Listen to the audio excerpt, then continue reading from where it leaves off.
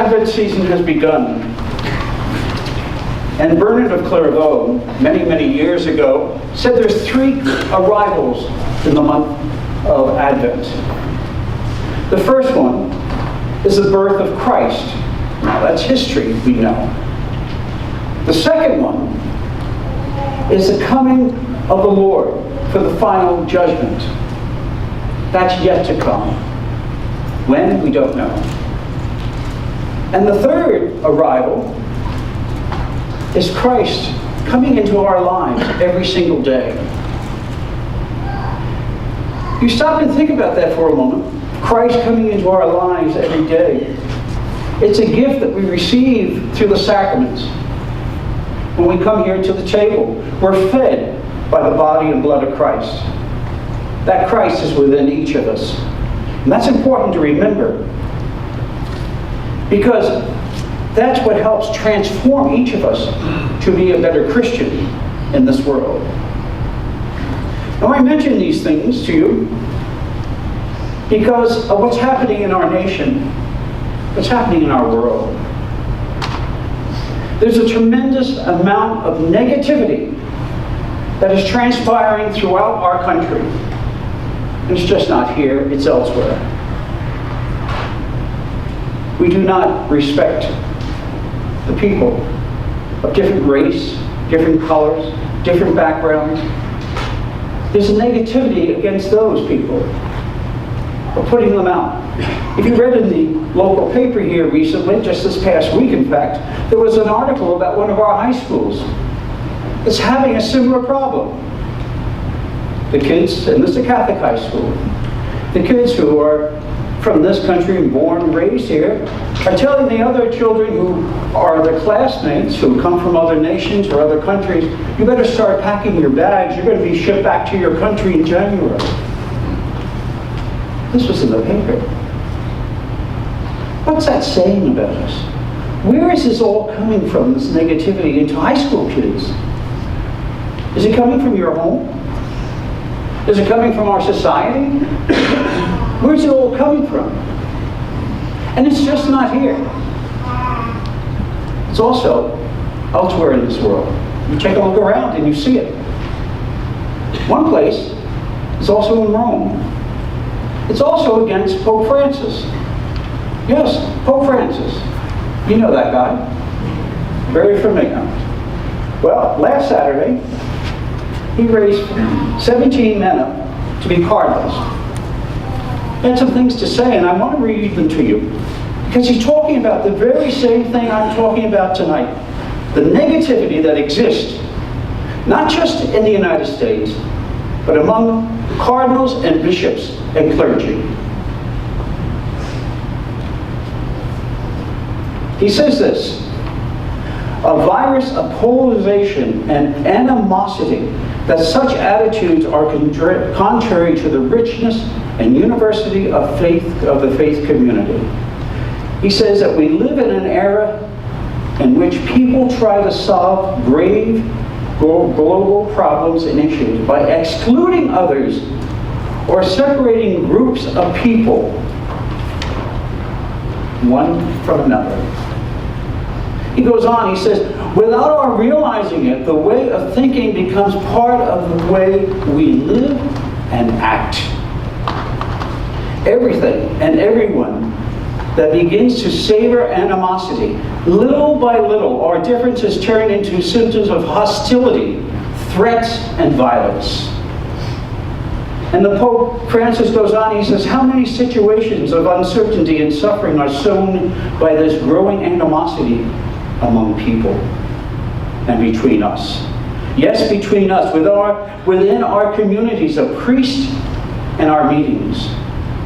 The virus of polarization and animosity permeates the very way of thinking, feeling, and acting.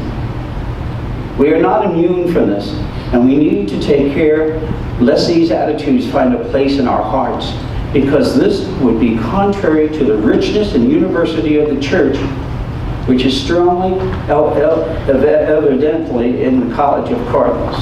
And finally, the Pope's warning against polarization in the Church comes from the same week as 4 semi-retired cardinals publicly questioned his most recent teachings on family life, issuing an open letter to the pontiff and challenging him to respond to concerns about his publication of Joy of Love, even saying there could be heresy. The Pope has risen above this. He's risen above it. Because it goes on to another place where he mentions about God. Because he says, in God's heart, there are no enemies. Contrary to what some people think. My sisters and brothers, what are we going to do? How are we going to change that? How can you and I change that? Well, we first need to change it by our thinking. Thinking what our attitudes are toward one another. I don't care what religion they are, or what nationality, or where they come from. We are all God's children. As the Pope said, God has no enemies. Why do we? Because we set up barriers. We discriminate. We do all these negative things. And that's not what we're about. We're about being positive people. Trying to be. Because this, as I mentioned in the beginning, Christ is living in every single one of us. We come to this table. We receive his body. We receive his blood. That makes us tabernacles. What do we do with that when we walk out this door? When we get in our cars? When we get home? How are we treating our family? How are we treating our spouses? And it keeps going on and on. So the whole thing, my brothers and sisters, is that our attitudes have to change. Change to being positive. Changing so that when we meet, I don't care who it may be, we look for the Christ in one another. Because he's there. He's in you as well as me. We have to look. Open our eyes.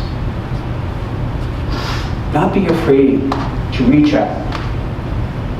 Not be afraid to forgive and have mercy. Pope Francis is trying to bring more light into the church. It's like many of you who come and see the friars here for counseling or reconciliation, whatever it might be.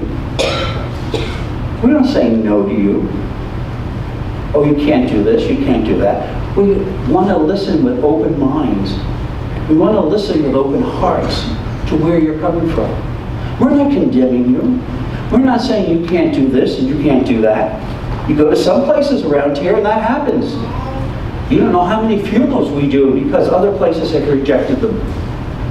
We don't do that. We don't do that here.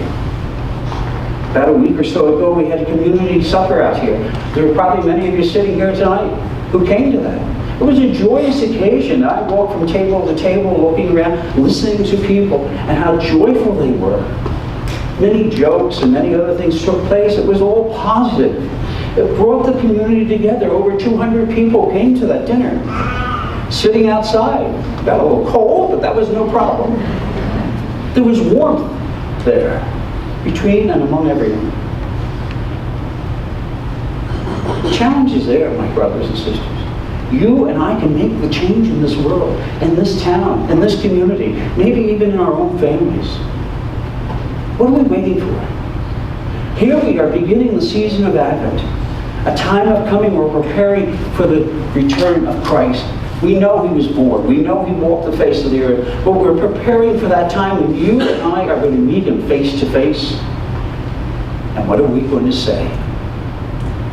I have given you all these gifts, Christ will say to us. What have you done with them? How have you accepted my brothers and sisters that came into your life? How many have you rejected and turned away? That has to change. You can make that change because you receive Christ. Christ is in you. Christ is the power that makes you do what you do in a positive way. Listen to that voice. Don't be afraid. Listen to it.